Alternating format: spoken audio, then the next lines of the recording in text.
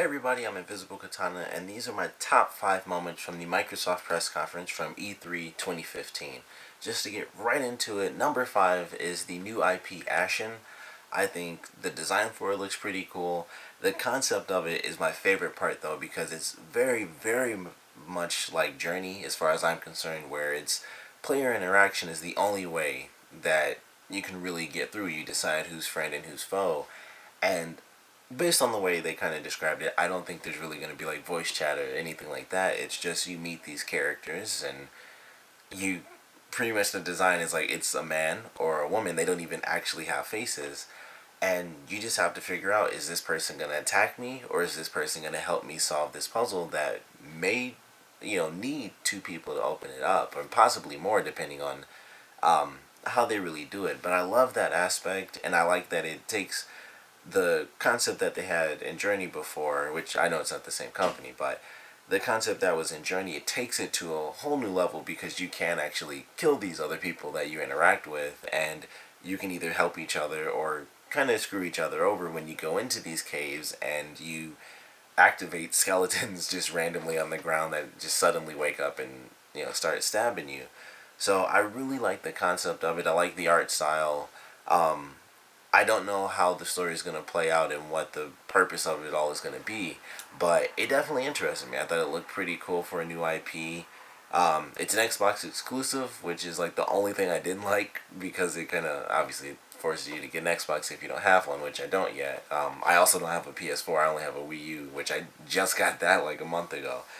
But it looked really good. I thought it was pretty well done, just a little bit that we got to see. So I'm sure that's going to do fine. I think it's going to be something really interesting to see when we get more information out of it, like how many people you can run into at one time. If it is a max, like you run into two people, or if there are a bunch of people in this cave, or at least headed towards it, you all can work together, get into a cave, help each other, defend each other against enemies and things like that, and you get to a boss battle, and it's kind of like a raid party or something in WoW when you all fight together, and then maybe someone turns on you at the end or something. But I'm excited to see where this game goes if they add more and more people to sort of this random encounter element of it. But well, we got to see the little introduction to it. I definitely thought it looked pretty sweet, so that was my number 5 moment. Number 4 for me was definitely backwards compatibility, and it was kind of weird to choose that as number 4 over the new IP, but at the same time, it is a really big deal. Like, it's backwards compatibility. Like I said, I don't have an Xbox One, so I think if I did, I think this might actually be maybe number 3 on my list, possibly, but it would probably still end up at the same point. But that's actually pretty cool. It's like you get backwards compatibility. It's done in an interesting way because it's basically, it's not just like you can play it. Apparently, it's kind of like you download your 360 games onto your Xbox One. So that's kind of interesting, and that kind of sucks because of course it takes up a ton of space if you're going to end up doing that, and it's not just play the game. And I'm sure you can play the game by just putting it in. If you can download it, I'm sure you can just play it, but who knows, like there could be some issues there. But either way, I think that's a really cool concept. Of course, a lot of people at the conference were happy about it. I think a lot of them may or may not have actually owned an Xbox One already. So for people who already had it and it's like I got to switch back to the 360 to maybe play the old Halo games if you didn't get the Master Chief Collection, or just anything else that you bought on the 360 that obviously isn't going to be on the Xbox One. So I'm sure for a lot of those people it was really cool, and for me, just going into getting an Xbox One at some point, that's really cool because backwards compatibility, I think, more than ever before in gaming, I think is a really big deal, and it's something that people really care about. It's something that is like, when it was the PS2 and the 360, like first came out, when that kind of had issues where some games were backwards compatible and some weren't, it did become a really big deal. It's like backwards compatibility really matters to people now because we're at this point where if you have a console, you get so many games for it, especially within its lifespan. Even if you come into it late, you're going to get all those games you missed, and you're going to end up with 20, 30, 40 games, on one console, depending on how you buy your games.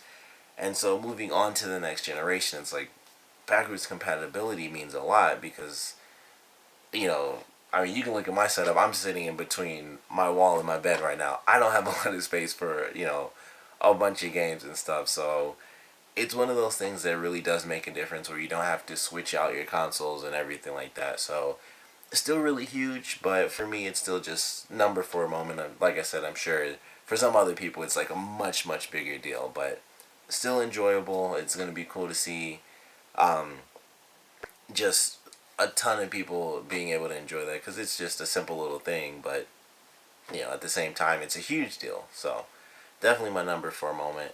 Number three, surprisingly, it's surprising to me, but number three is actually Gears of War 4. I thought that looked amazing when they showed it. I haven't played a Gears of War game since Gears of War 2. I played the demo for 3. I know my cousin has it because it's like his favorite franchise. I just never got to play it. I never played Judgment. I believe that's the name of it. So I'm missing out on like the last two games that actually came out in the franchise. But I think they picked the perfect section to demo off because it was creepy. And they've had that before. They had it in the very first game when you go to like that old abandoned factory. That was like the creepy level in the first game. And it just looked cool. It was like it was Gears of War inside of like Castlevania, a Castlevania setting because it was a straight up werewolf thing. Like you could obviously tell that's what they were going for, and they have like two moons and it was really dynamic and it was a male character and female character. So we got two of the characters that are going to be in the game. We don't really know where it takes place at, if it's a prequel or if it's going to be a sequel.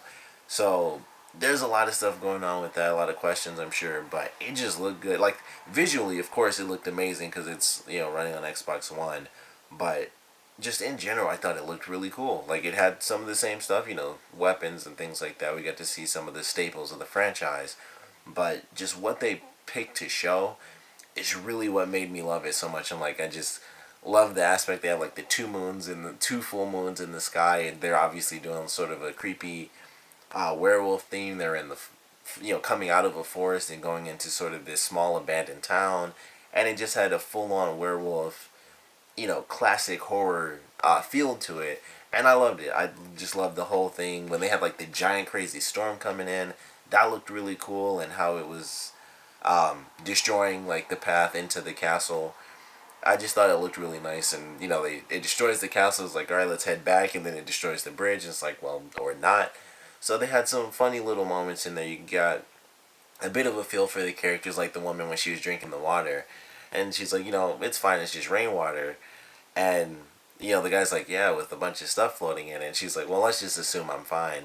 So we get like little snippets of their personality, which I think is pretty cool, and the fact that it does show off these two characters proves that they are going to be the main two characters. Obviously, the guy's going to be the main character, but the female character that was with him is going to be like kind of the new Dom. I guess that's the best way to put it. Like the person who's going to be with the main character the whole game. So I thought it was just really well done. It looked cool. And it just kind of surprised me like how much I really enjoyed watching that because of the feel that I got and everything that happened with it. So Gears 4 now is definitely something I'm excited for. Very curious to see, even though I don't really know the story of 3 and Judgment, I'm still really curious to see where it takes place. I'm assuming it's on the same planet as the other games, but I never noticed two moons before in the other games, so you never really know. I mean, it's one of those things, they could get to that point. I mean, it seems like that wouldn't be the case because if they were traveling through space and all that stuff, I think they'd have a bit more than just the typical guns we've seen in the franchise. But definitely loved it. I thought it was a great display, a great first look at the game and stuff like that. So that was really cool. Also, the fact that it is officially Gears 4 and it wasn't one a lot like Judgment where it just had a subtitle to it. It's a numbered entry into the franchise, so that of course means a lot as well. It's not just like here's another Gears game with like a subtitle to it where it's kind of important. It's just the next one. It's like here's a numbered franchise which may or may not be the start of another trilogy for Gears of War because it is obviously Gears, so it's incredibly popular. But definitely loved that. Thought it was a great moment for the show. Great first look at the game and everything, and it did kind of get me for the horror aspect of it. And I love creepy games. Like horror games are my favorite, so it definitely spoke to me the moment that they show it.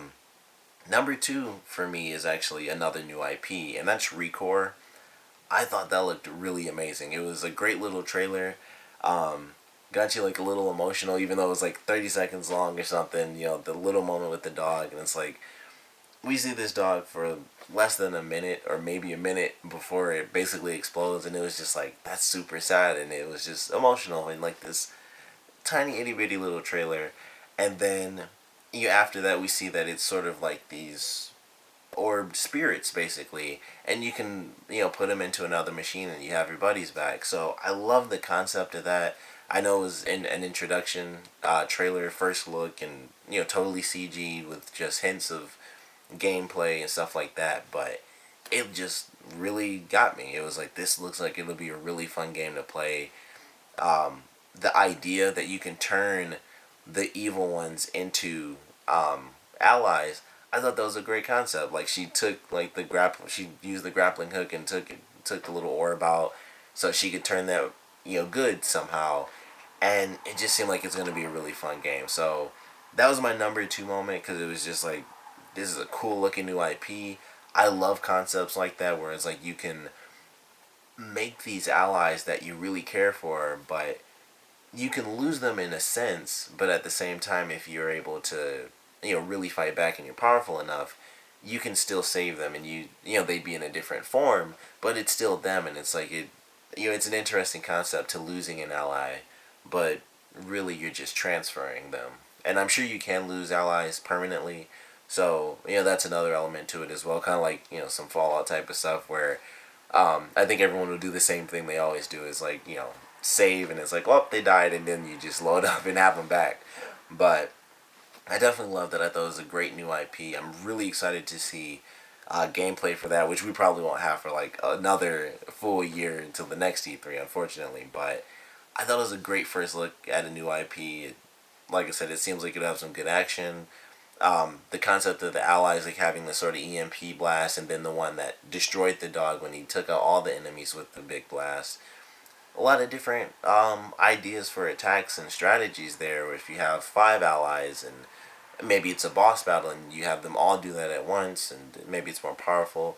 Lots of different ideas that you can kind of pull out of the trailer. So definitely a great first look at a new IP that I think is going to be really, really fun to play. And I'd love to see if they add even multiplayer to that. Would be pretty interesting, and also the story as well, because we don't really know what it is. So I'm excited for that. I thought it was a great new IP for them to really show off. So that was my number two. And number one, I think you guys might be able to figure out. I think it was fairly obvious. It was definitely the HoloLens stuff. I mean, that, even though I'm not even remotely into Minecraft at all, so it was like, it could have been any other game. It just looked amazing. It was like, it's a lens. It's a lens that's holographic. They had it set up on the camera, and that allowed us to get some even cooler stuff where the guy, when he transferred it to the table and really built the world out instead of it being just a flat screen, and he's looking down. I think that was my favorite part, was the actual first setup, when he looks down, because the world digs inward and then it brings all the structures up, and so he looks down and you just see this 3D construct forming on this table, and it just looks so amazing. And it's virtual technology. I mean, it's the advancements to so many things far beyond just gaming as well, but it just looked amazing. Like, I thought it just looked really cool. It showed off like just simple little things. He was like grabbing the world. When he had the camera, he went into the building. That was like probably my second favorite part, or that may have been my favorite actually. It was like you can look into the world depending on obviously what surface you're using and how you're manipulating the world. You can just bring it up and then look around inside the world and stuff. If you're on a table, like I thought about it because I watched it a second time. If you have like a much longer table, you can just bring the entire world up, and then you just like sit on the table and you can just look around, and you're like underground and stuff. And then for whatever other games we end up getting with HoloLens, it just seemed so amazing. Like, it is amazing. That's incredible technology.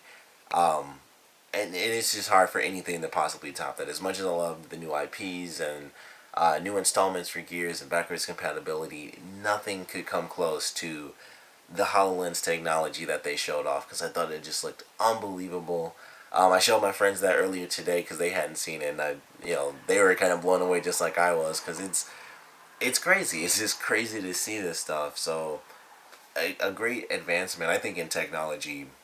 Period. It's hard to just say for games, but in general, that's just an amazing advancement in technology for like the planet, and just the way they showed it off, it just looked really, really cool. So that was, my number one moment without a doubt. Like, no contest. HoloLens just kind of stole everything for me. It was my favorite moment. But those are my top five from the Microsoft press conference. I definitely want to know what you guys thought about it. Your top moments, it doesn't have to be five. It can be a one if it was only one moment. I want to know your favorite parts, also your least favorite parts. So please comment below, let me know. And thanks for watching.